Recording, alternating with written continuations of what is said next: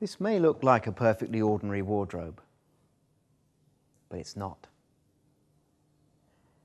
Many years ago, 4 children, very much like you, walked into this wardrobe and found themselves in Narnia. Some of you may already know something about that, but what you might not know is that many years before that, another boy visited Narnia. His name was Diggory. But the Narnia he visited was very different. It was a much newer country. In fact, Diggory witnessed the very beginnings of Narnia. Let's go into the wardrobe and find out what he saw.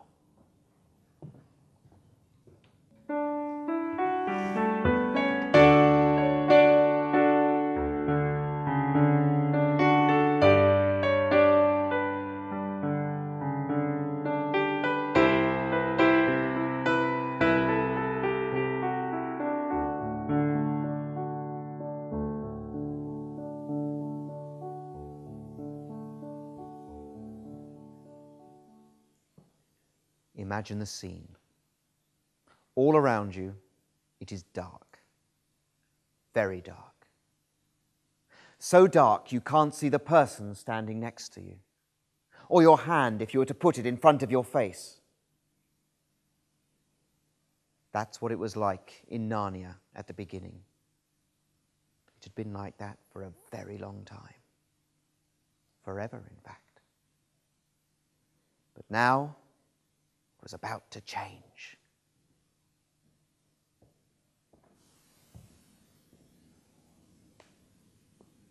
In the darkness, something was happening at last.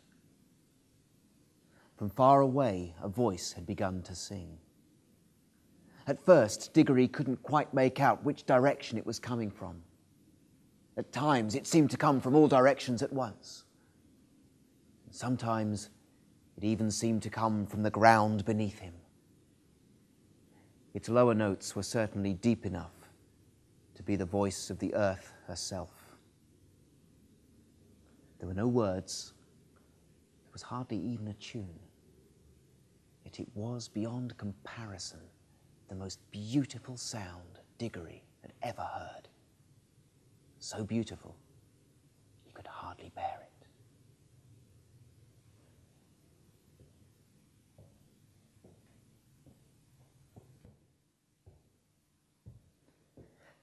And then 2 wonders happened at the very same time. The first was that the voice was suddenly joined by other voices. Many voices, too many to count. All singing in perfect harmony with it, though much higher up the scale. Cold, silvery, tingling voices. The second wonder was that the blackness overhead suddenly blazed with stars. They didn't come out gradually, one by one, like they might do on an English summer's evening. One moment, there was nothing but blackness. The next, 1,000 points of light leapt out. Single stars, constellations, planets much bigger and brighter than any in our world. The new voices and the stars appeared at exactly the same time.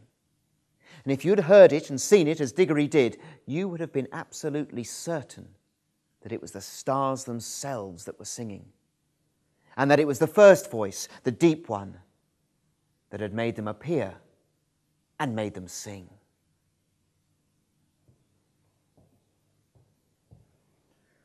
The voice on the earth continued louder and more triumphant than ever. But the voices in the sky, though singing loudly for a time, now began to grow fainter. And then something else happened. Far away, down near the horizon, the sky turned grey. A light wind, very fresh, began to stir. The sky, just at that one point, grew paler and paler, and the shape of hills stood out darkly against it. The voice continued. The sky went from pale to pink, from pink to gold. The song rose and rose until the whole air was shaking with it. And then, just as it reached its mightiest and most glorious sound yet, the sun arose. Diggory had never seen such a sun. It was much younger than the one that he was used to. You could almost imagine it laugh with joy as it burst forward. And as it shot its beams across the land, Diggory could see for the first time the sort of place that he was in. It was a valley through which a broad, swift river wound its way eastwards towards the sun. Southwards there were mountains, and to the north, lower hills. The valley itself was made of rock, bare earth, and water. There wasn't a tree, a bush, or even a single blade of grass to be seen. But the earth was of many colours, all of them fresh, hot, and vivid. They made you feel excited. That was until you saw the singer itself. And then you forgot everything else. It was a lion, huge, shaggy, and bright. It stood facing the risen sun, its mouth open in song. And now the song changed. The lion paced to and fro across the valley, singing his new song. A softer, more lilting sound, gentle, rippling music. And as he walked and sang, the valley filled with grass. Pools of grass spread out from him, running up the hills like a wave. In a few minutes, the distant mountains, lower foothills, were covered in grass, making the new world every moment softer. The wind could be heard rustling the grass, and now other things could be seen besides grass. The higher slopes grew dark with heather, and in the valley, patches of a rougher, more bristling green appeared. Diggory couldn't make out what they were at first, until one started growing near him. A small, spiky thing shot up. It sent out dozens of arms which grew thick with green as well, and it grew at the rate of about an inch every 2 seconds. There were dozens of them all around him, and when they got to about the same height as Diggory, he suddenly realised what they were. "Trees!" he exclaimed. The lion's song and stately prowl continued, to and fro, backwards and forwards across the valley. And as he listened, Diggory noticed a connection between what the lion was singing and what was happening. A dark line of firs sprang up on a ridge about 100 yards away. That was connected to some long, deep notes from just a second before. And when the lion burst into a series of rapid, lighter notes, immediately hundreds of flowers were scattered all over the place. All the things were coming out of the lion's head. When Diggory listened, he could hear what the lion was making up. And when he looked, he saw it. The lion paid no attention to him. Diggory was terribly afraid that at any moment it might turn and see him. And in some strange way, he wished it would. But for all the notice it took of him, he might as well have been invisible and unsmellable. The lion continued singing, but the song changed again. This time it was more like what you would call a tune, only it was far wilder. It made you want to run and jump. It made you want to climb. It made you want to shout. But that was nothing compared to what it was doing to the country itself. Imagine a stretch of grass bubbling like water in a pot, for that really is the only way to describe it. All around, the ground was swelling into humps, all different sizes, some no bigger than your fist, others the size of wheelbarrows, and the two largest the size of cottages.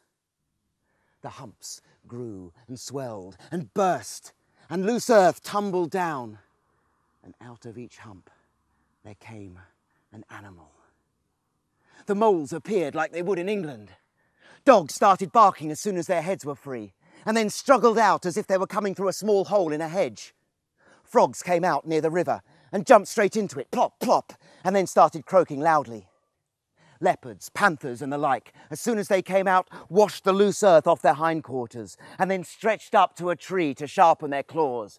Showers of birds flew from the branches. But the most wondrous sight of all was when the largest hump burst like an earthquake, and out came the large sloping back, the huge wise head, and the 4 baggy-trousered legs of an elephant. By now, you could hardly hear the lion's song at all. There was so much cawing and cooing and crowing and baying and neighing and braying and barking and bleating and lowing and trumpeting.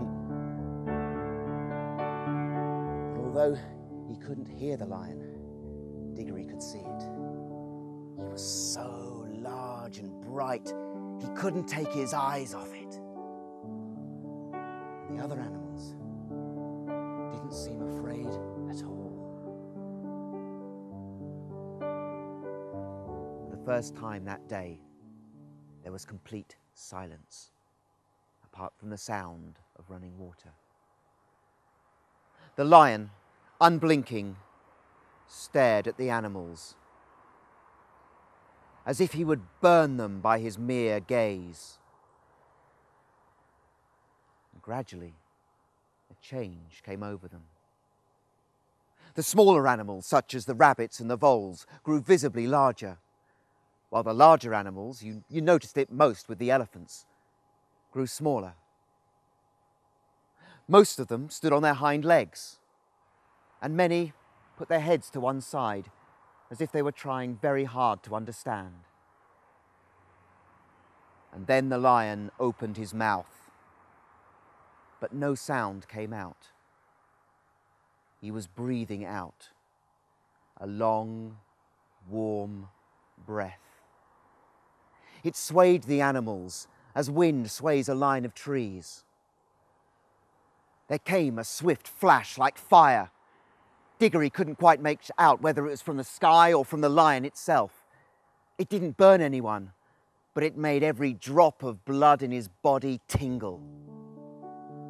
And then he heard the loudest, wildest voice he had ever heard. Narnia, Narnia, Narnia, awake!